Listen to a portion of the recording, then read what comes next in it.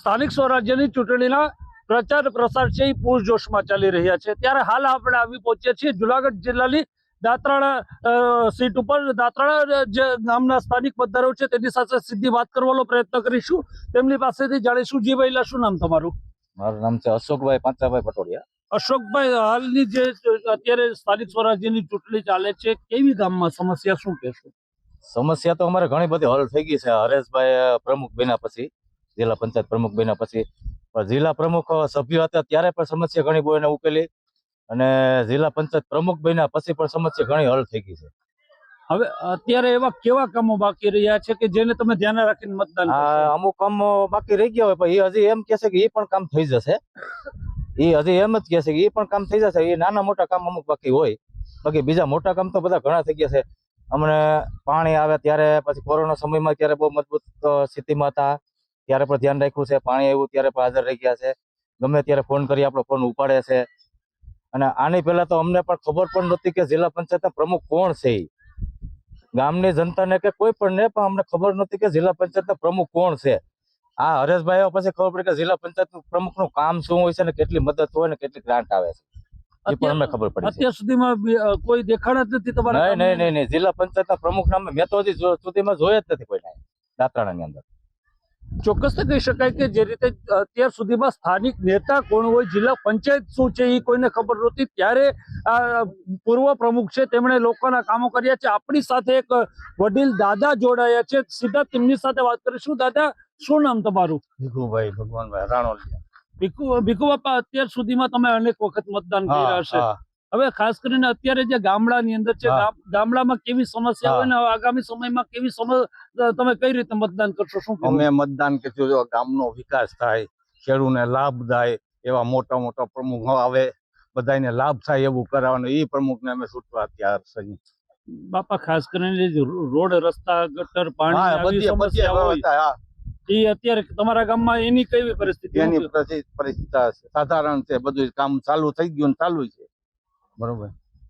ચોક્કસથી કહી શકાય કે જે રીતે વાત કરવામાં આવે સ્થાનિક સમસ્યાઓ જે રોડ, રસ્તા, પાણીની હોય તે હાલ સંપૂર્ણ છે, તે થઈ ચૂકી છે. આપણી સાથે એક યુવા મતદાર છે. જી ભાઈ, શું નામ તમારું? રાજેન્દ્ર હિરપરા. રાજેન્દ્રભાઈ, તમે એક યુવા મતદાર છો. દાંતરાળા ગામ છે, ગીર વિસ્તારનું બોર્ડરનું ગામ છે. ખેડૂતોને અનેક સમસ્યા થતી હોય, કઈ રીતની સમસ્યા હોય ને કઈ રીતનો અત્યાર સુધીમાં હલ થયો છે? ખેડૂતોને ઘણી સમસ્યા હતી જેનું યોગ્ય નિરાકરણ આપણે હરેશભાઈએ કર્યું છે. બરાબર, અમુક સમસ્યા રહી ગઈ છે તો એ આવતી ટર્મમાં જે પાછા આવશે ત્યારે એ થઈ જ જવાનું, અમને પૂરો વિશ્વાસ છે એની ઉપર. અને અમારે કમળને જ વિજય બનાવવાના છે. હરેશભાઈએ જ્યારે અમારે આ કોઈ મુસીબત હતી કે આફત આવી હતી કુદરતી, વાવાઝોડું છે, પછી આપણે જે અત્યારે અતિવૃષ્ટિ થઈ હતી, ત્યારે પોતે ખુદ સાથે રહી અધિકારીઓને વાડીએ ફિલ્ડ કરાવ્યું અને ખેડૂતને યોગ્ય સહાય 10,000 કરોડનું જે પેકેજ સરકારે જે આપણને સહાય કરી તેમાં હરેશભાઈનો ખૂબ મોટું યોગદાન. અચ્છા, ગીર વિસ્તારનું બોર્ડરનું ગામ છે, વન્ય પ્રાણીઓની રંજાડ કઈ રીતની હોય છે? ખેડૂતોને કેવી મુશ્કેલી પડે છે? વન્ય પ્રાણીઓની રંજાડ બહુ છે, છતાં આપણે હરેશભાઈને રજૂઆત કરીએ છીએ એટલે એ આપણું ધ્યાન દોરે છે અને ઉપર એ ધ્યાન આપે છે સરકારમાં કે ભાઈ આ ખેડૂતને આ સમસ્યા છે. અને રોડ, રસ્તા જે આપણે વાડીના રસ્તાની જે આપણે વાત કરીએ છીએ ત્યારે એ બધી ગ્રાન્ટ પૂરેપૂરી એમાં નાખે છે. રસ્તા બધા અત્યારે બનાવે છે. અમારી ઓલરેડી મારી જે ગાડી છે એમાં જ અત્યારે એની ફેરા નાખેલા છે. ચૂંટણીની હિસાબે એ કામ અત્યારે અધૂરું પડેલું છે. યુવા મતદાર છો, યુવાનો માટે મહત્વનો પ્રશ્ન છે રોજગારીનો. તમારા ગામમાં કઈ રીતની પરિસ્થિતિ યુવાનો માટે? રોજગારી ભાજપ સરકાર આવે છે અને આપે જ છે, એવું નથી આપતા એવું, પણ એમ કે શું છે કે થોડું બધું ધીમે ધીમે ચાલતું હોય. પછી આપણે એક સાથે એવું કહીએ કે હરેશભાઈ આ કરી દો, પણ એ આવશે એટલે 100% અમને વિશ્વાસ છે કે અમારા જેટલા પ્રશ્ન બાકીના રહ્યા છે એ બધા પૂરા કરશે. ચોક્કસ કહી શકાય કે યુવાનોનો જે મહત્વનો પ્રશ્ન રોજગારીનો હોય છે, એક પ્રશ્ન સોલ્વ કરવામાં આવ્યો છે. અન્ય જે ખેડૂતોની સમસ્યાઓ છે તે પણ અનેક સોલ્વ કરવામાં આવી છે તેવું કહી રહ્યા છે. આપણી સાથે એક બીજા મતદાર જોડાયા છે, તેમની સાથે વાત કરીશું. ગામડાની અંદર જે રોડ, રસ્તા, ગટર, પાણી અને લાઇટ આ મુખ્ય સમસ્યા હોય છે. તમારા ગામમાં કેવી પરિસ્થિતિ? અમારા ગામમાં સમસ્યા લાઇટની નથી, રસ્તાની પણ નથી. રસ્તા બે છે પણ એ મંજૂર થઈ ગયેલા પડ્યા છે. હવે આ ચૂંટણી જાય એટલે સીધા શરૂઆત કરવાની છે કામ. એટલે એ હરેશભાઈનો ખૂબ ખૂબ આભાર છે. ગામની અંદર બહુ સારું કામ કરેલું છે અને બહુ વ્યક્તિ બહુ સારા છે.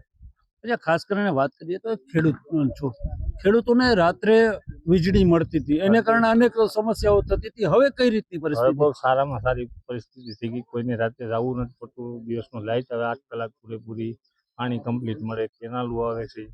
એ કોઈ જાતનો પ્રોબ્લેમ નથી અત્યારે. ગામડાના જે પ્રાથમિક સુવિધાઓ કહી શકાય તમારા ગામમાં કઈ રીતની? અમારા ગામમાં બધી રીતે સારામાં સારું છે. પાણીની સુવિધા એટલી છે, રસ્તાની સુવિધા છે, કોઈ જાતની તકલીફ નથી અત્યારે.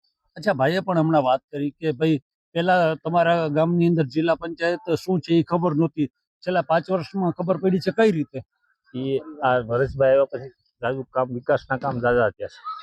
એની ઉપરથી જાજો ડિફરન્સ છે. બહુ સારામાં સારું થઈ ગયું છે. કંઈ ઓલું છે નહીં. રસ્તા છે, પાણી છે, અત્યારે 24 કલાક પાણી આવે છે.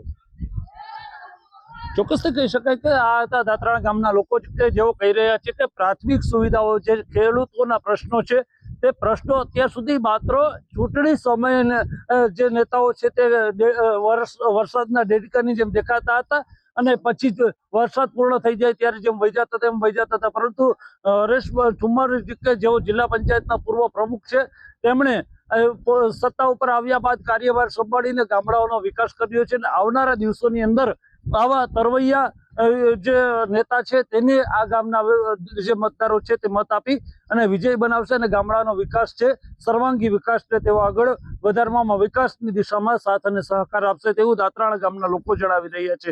ભાવિક જોશી, ઇન્ડિયા ન્યૂઝ, દાત્રાણા.